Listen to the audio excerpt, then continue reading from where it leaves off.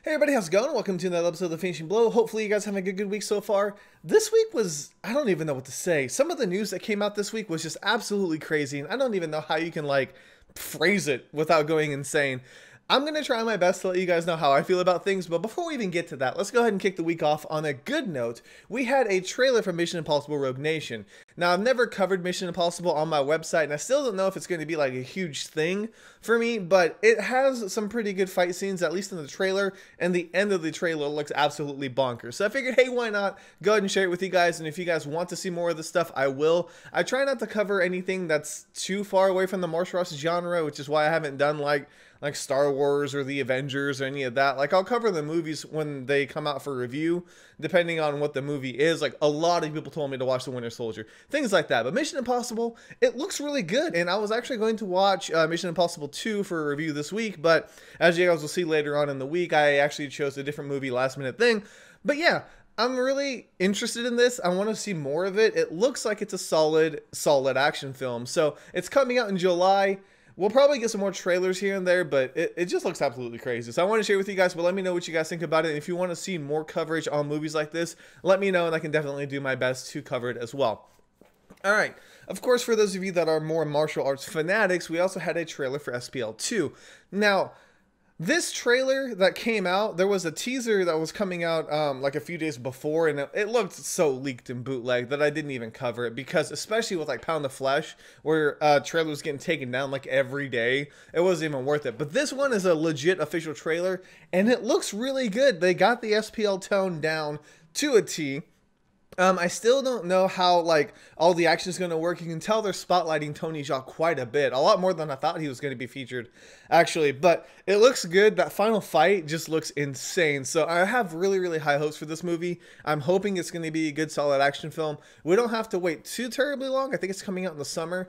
But yeah, this first trailer kind of confirms the fact that even if Wilson Yip's not behind it, even if Donnie and Sammo aren't in it, it can still be an SPL film, and it can still be a really good one.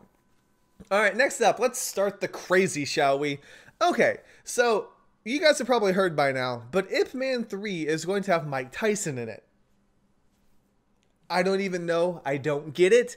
I've tried to understand it. There's been some people that have messaged me, and I get it. People are excited about it. It's a hot topic to get people interested in the film, so it's a smart move from like a marketing perspective even, but I just don't know how it's going to fit into the story.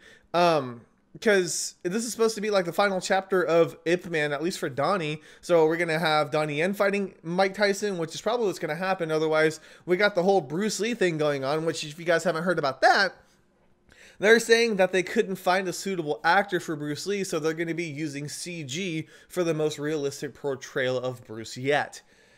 That worries me. That worries me a lot. There's a lot of reliance on CG and other things in this film. Remember, it's going to be shot in 3D. So you've already got the 3D aspect that has me worried. You've got Mike Tyson in this film, which, granted, he could be a great, it could be a great fight. We already know he's a great fighter, but I don't think I've ever seen him fight on screen. And that's a very different thing to do.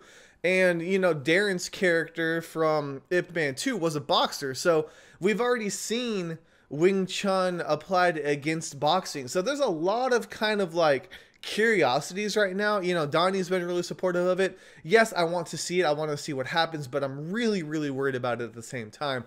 But yeah, I just don't know. With the whole CG and everything that's going on, this may be an entirely different type of Ip Man than what we're used to. Could be good, could be bad. I'm not going to say one way or another. I'm just cautious about it. But let me know in the comments what you guys think. Do you think it's a good thing that Mike Tyson's going to be facing us against Ip Man? Or do you feel like it should be something that's more traditional? Now remember, the second movie was almost a cookie cutter of the first one. So some kind of innovation is needed. But is this much needed this soon? I'm not sure. Okay, moving forward with the wild and crazy news that we've had through the week, we also have news that Brett Ratner wants to remake Enter the Dragon. Now, this is not something that's set in stone. I think he just kind of said it at an interview, and there's already been a huge backlash. Remakes are bad, period. The Rise of the Legend was okay, but it's a huge risk to do a remake. And I just feel like there's no there's no reason for it. Like, I've never seen a remake where I just said, wow, this is better than the original. And I don't think I ever will.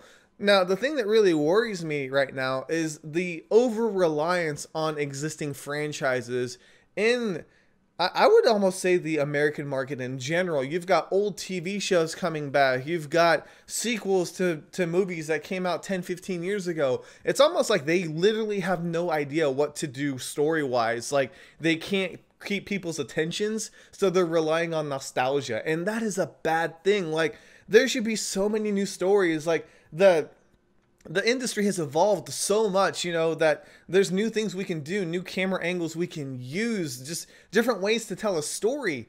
It's just, I don't know. It just feels really, really sad that we have to rely on classics to do something like this. And I don't even know what to say. Like, Brett Ratner remaking Enter the Dragon is a bad idea just altogether.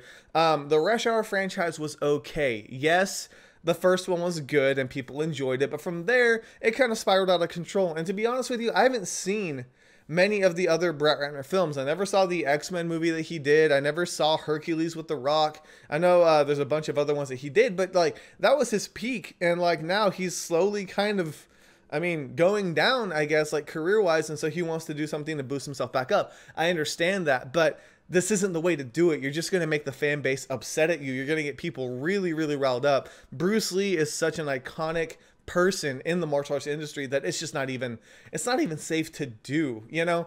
So I don't know. I don't know how I feel about it. I really don't. Like, I'm trying to express myself without getting too, like, ranty, but I just feel like Hollywood needs to kick it into gear and make up some new stories and some new ideas to get people excited about this. The indie guys are doing a fantastic job. Like, you've got all these different things that are rope-a-dope. Like, yeah, it's a Groundhog Day, but look how great it is. Look how they added the choreography and the comedy and everything in it, and it works really well. And it's just like, why can't mainstream Hollywood do that? I don't understand. But anyways, I'm getting ranty, so I'm gonna stop. Let me know in the comments what you guys think, though. You guys can get as ranty as you want. I don't even care. I just don't want to make you guys sit through everything that I have to say. All right. Lastly, for the news side of things, let me end it on a positive note. Wellgo USA has the rights to Wolf Warrior, which, if you guys remember, is going to be, as far as we know, Wu Jing's final film. Now, this doesn't surprise me too much because Wellgo USA does an awesome job of acquiring rights to films and bringing them to North America. So I'm really excited about it.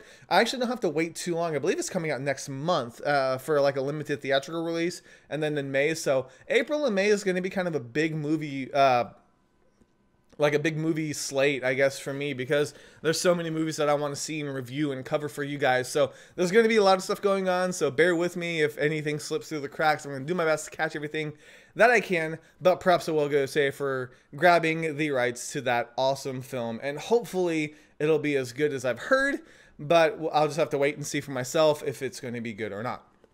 All right, and lastly, I did a review, not for Mission Impossible 2, which is what I originally wanted to do, but for Vengeance of an Assassin. This movie actually came in my mail yesterday afternoon, and I said, you know what?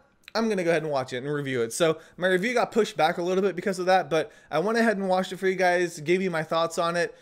It's hard to do a movie like this because there's so much backstory to it. There's so much, you know, like, connected to it. It's like, would people review it differently if Panaridicry was still around, or would they give it the same review? It's really hard to say because reviews, you know, as objective as you want to be, it's still an opinion thing. Like, what I think about a movie is going to be different than what somebody else thinks about a movie. So I tried to be as kind of straightforward as possible, kind of push those other ideas to the back of my head. Like, okay, like, as a movie, this movie specifically, how is it? And I try to give you guys my honest thoughts on it. And so hopefully you guys will give it a read. I'm actually going to be doing a giveaway here in the next day or so for a few copies of Vengeance of an Assassin. So if you guys want it, be sure to check back on the site, and I'll let you guys know when I get that giveaway going here. But anyways, that's really all I have for this week. Like I said, it's just been insane with the news and everything like that.